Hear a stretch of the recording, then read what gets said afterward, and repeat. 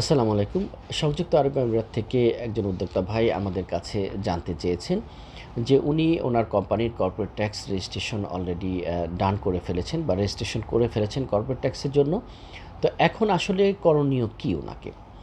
তো ভাই উদ্যোক্তা ভাইয়েরা, আপনাদের অবশ্যই মনে রাখতে হবে খুব গুরুত্বপূর্ণ বিষয় যে কর্পোরেট ট্যাক্স আপনি যখন রেজিস্ট্রেশন করেছেন, রেজিস্ট্রেশন সার্টিফিকেটে আপনি শুরুতেই দেখবেন যে আপনার কর্পোরেট ট্যাক্সের একটি ইয়ার আছে বা ট্যাক্স ইয়ার যেটাকে বলা যায়। সেই ট্যাক্স ইয়ারটা শুরু এবং শেষ কবে। এটি দেখার পরে যেই দিন থেকে শুরু হয়েছে সেই দিন থেকে আপনি খুব গুরুত্ব সহকারে আপনার অ্যাকাউন্টসটি মেইনটেইন করবেন। তো অ্যাকাউন্টসের কোন বিষয়গুলো আপনি মেইনটেইন করবেন? আমরা জানি যে অ্যাকাউন্টস বলতে বা কোম্পানি অ্যাকাউন্টস বলতে আমরা যেটা বুঝি, খুব সহজ ভাষায় যদি আমরা বলতে যাই, তাহলে আপনার প্রতিদিন যে পরিমাণ সেলস হচ্ছে, প্রতিদিন যে পরিমাণ পারচেজ হচ্ছে এবং প্রতিদিন আপনার যে পরিমাণ খরচ হচ্ছে, এই ৩ টি বিষয়কে আপনাকে খুব গুরুত্ব সহকারে মেইনটেইন করতে হবে বা পরিচালনা করতে হবে।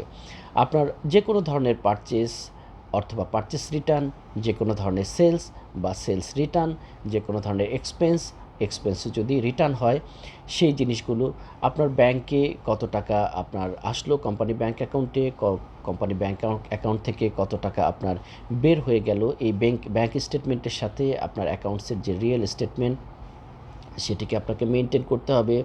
আপনাকে ক্যাশ ফ্লোটা মেনটেন করতে হবে। আপনার ক্যাশ ইন হ্যান্ড কত টাকা আছে সেই বিষয়গুলোকে খেয়াল রাখতে হবে।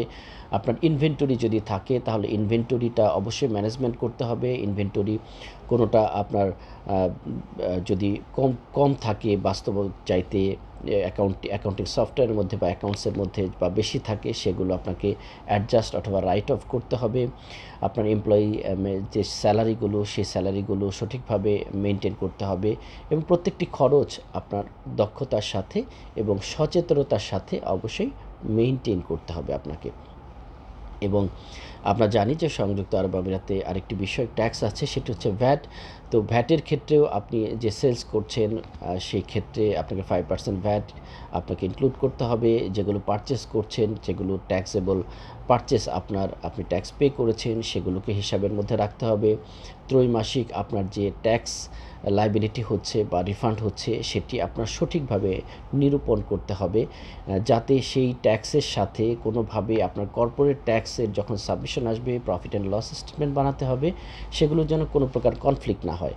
আবার ট্যাক্স ভ্যাটের পেমেন্টের সাথে বা ভ্যাট লায়াবিলিটির সাথে কর্পোরেট ট্যাক্সের প্রফিটের সাথে আপনার যেন ব্যাংক স্টেটমেন্টের কোনো প্রকার ডিসক্রিপেন্সি বা কোনো প্রকার মিসম্যাচ না হয় এবং এই সার্বিক সব কিছুর সাথে যেন ইনভয়েসগুলো, প্রত্যেকটি ইনভয়েস আপনাকে সংরক্ষণ করতে হবে আগামী 7 বছরের জন্য।